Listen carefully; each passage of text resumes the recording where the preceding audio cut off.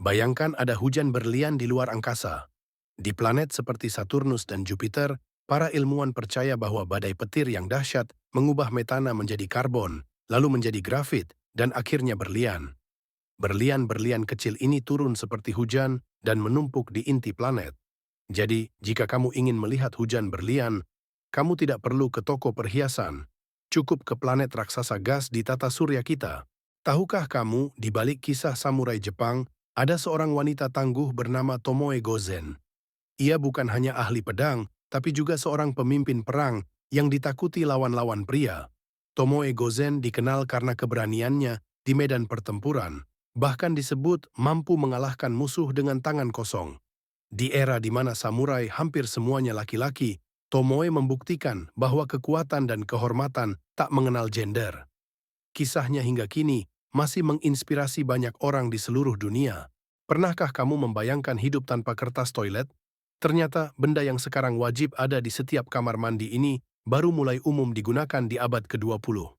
Sebelumnya orang-orang di berbagai belahan dunia menggunakan daun, kain bekas, bahkan koran untuk membersihkan diri. Inovasi kertas toilet mengubah standar kebersihan dan kenyamanan di seluruh dunia.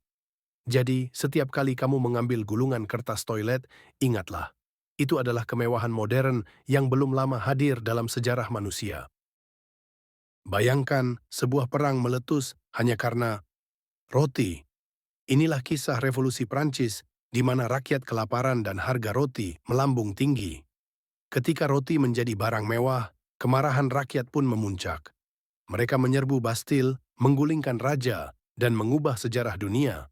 Jadi jangan remehkan kekuatan sepotong roti, karena di Prancis, roti pernah menjadi pemicu revolusi. Bayangkan sebuah pertandingan olahraga yang begitu panas hingga mengguncang sebuah kekaisaran.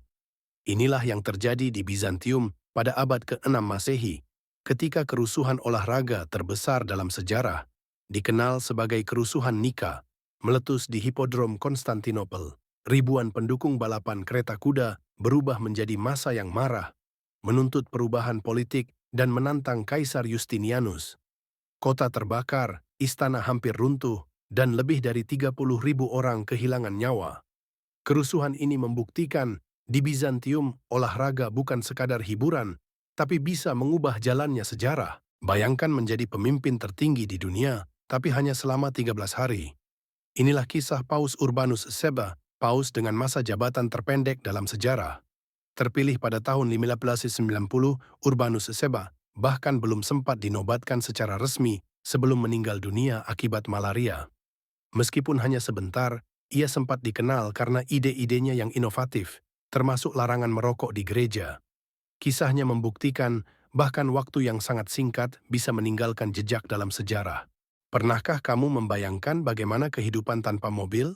Semua berawal pada akhir abad ke-19, saat Karl Benz menciptakan mobil bermesin bensin pertama di dunia. Sejak saat itu, mobil berkembang pesat, dari model klasik Ford Model T yang mempopulerkan produksi massal, hingga mobil listrik canggih masa kini.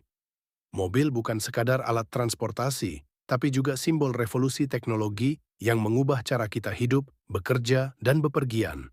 Sejarah mobil adalah kisah panjang inovasi yang terus melaju tanpa henti. Tahukah kamu, di tahun 1800-an, jam tangan bukanlah aksesori para pria?